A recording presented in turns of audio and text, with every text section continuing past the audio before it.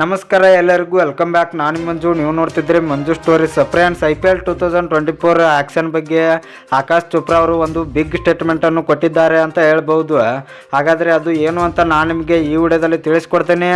ಅದಕ್ಕಿಂತ ಮುಂಚೆ ನೀವೇನಾದರೂ ನಮ್ಮ ಚಾನಲ್ಗೆ ಹೊಸಬ್ರಾಗಿದ್ದರೆ ತಪ್ಪದೆ ಸಬ್ಸ್ಕ್ರೈಬ್ ಮಾಡಿ, ಹಾಗೆ ಪಕ್ಕದಲ್ಲಿರೋ ಬೆಲ್ ಐಕಾನ್ ಪ್ರೆಸ್ ಮಾಡಿ, ಆಲ್ ಒಂದು ಸೆಲೆಕ್ಟ್ ಮಾಡಿ. ಯಾಕೆಂದರೆ ನಾನು ಯಾವುದೇ ಕ್ರಿಕೆಟ್ ಬಗ್ಗೆ ವಿಡಿಯೋ ಮಾಡಿದರೆ ನಿಮಗೆ ತಕ್ಷಣ ನೋಡ್ಸಿ ಬರುತ್ತೆ, ಆವಾಗ ನೀವು ವಿಡಿಯೋನ ಮೊದಲಿಗರಾಗಿ ನೋಡ್ಬೋದು.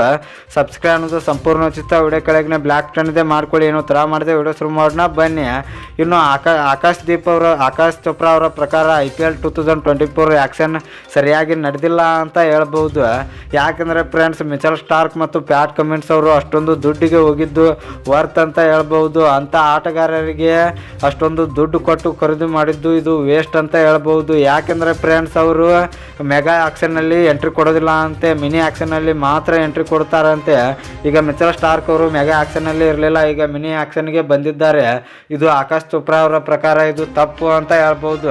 ಅಷ್ಟೇ ಅಲ್ಲದೆ ಆಕಾಶ್ ಚೋಪ್ರಾ ಅವರ ಪ್ರಕಾರ ವಿರಾಟ್ ಕೊಹ್ಲಿ ಮತ್ತು ಜಸ್ಪ್ರೀತ್ ಬುಮ್ರಾ ಅವರು ಆ್ಯಕ್ಷನ್ಗೆ ಬಂದರೆ ವಿರಾಟ್ ಕೊಹ್ಲಿ ಅವರು ಮಿನಿಮಮ್ 42ರಿಂದ 43 ಕೋಟಿವರೆಗೆ ಸೇಲ್ ಆಗ್ತಾರಂತೆ. ಅಷ್ಟೇ ಅಲ್ಲದೆ ಜಸ್ಪ್ರೀತ್ ಬುಮ್ರಾ ಅವರು 35 ಕೋಟಿವರೆಗೂ ಸೇಲ್ ಆಗ್ತಾರಂತೆ. ಒಟ್ಟೆ ಪ್ಯಾಟ್ ಕಮಿನ್ಸ್ ಮತ್ತು ಮಿಚೆಲ್ ಸ್ಟಾರ್ಕ್ ಅವರು ಅಷ್ಟೊಂದು ದುಡ್ಡಿಗೆ ಸೇಲ್ ಆಗಿದ್ದು ಅದು ಸರಿ ಇಲ್ಲ ಅಂತೆ. ಯಾಕೆಂದರೆ ಅಷ್ಟೊಂದು ದುಡ್ಡನ್ನು ಅವರಿಗೆ ಕೊಡಬಾರ್ದಿತ್ತಂತೆ, ಅಷ್ಟೊಂದು ದುಡ್ಡಿಗೆ ಅವರನ್ನು ಬಿಡ್ ಮಾಡಬಾರ್ದಿತ್ತು ಅಂತ ಆಕಾಶ್ ಚೋಪ್ರಾ ಅವರ ಹೇಳಿಕೆ ಅಂತ ಹೇಳ್ಬೋದು. ಈ ಹೇಳಿಕೆ ಬಗ್ಗೆ ನಿಮ್ಮ ಅಭಿಪ್ರಾಯ ಏನು ಎಂಬುದನ್ನು ಕಮೆಂಟ್ ಬಾಕ್ಸಲ್ಲಿ ಕಮೆಂಟ್ ಮಾಡೋದ್ರ ಮೂಲಕ ತಿಳಿಸ್ಕೊಡಿ. ಇನ್ನು ನಿಮಗೆ ಇದೇ ರೀತಿ ಕ್ರಿಕೆಟ್ ಬಗ್ಗೆ ಅಪ್ಡೇಟ್ಸ್ ಬೇಕಾದ್ರೆ ನಮ್ಮ ಚಾನಲ್ ಲೈಕ್ ಮಾಡಿ, ಶೇರ್ ಮಾಡಿ, ಸಬ್ಸ್ಕ್ರೈಬ್ ಮಾಡಿ, ಬೆಲ್ ಐಕನ್ ಆನ್ ಮಾಡ್ಕೊಳ್ಳಿ. ಕ್ರಿಕೆಟ್ ಬಗ್ಗೆ ಜಾಸ್ತಿ ಅಪ್ಡೇಟ್ಸ್ ಬರ್ತಾ ಇರುತ್ತೆ, ಅದಕ್ಕೆ ಸಬ್ಸ್ಕ್ರೈಬ್ ಮಾಡ್ಕೊಳ್ಳಿ. ನಮಸ್ಕಾರ ಫ್ರೆಂಡ್ಸ್.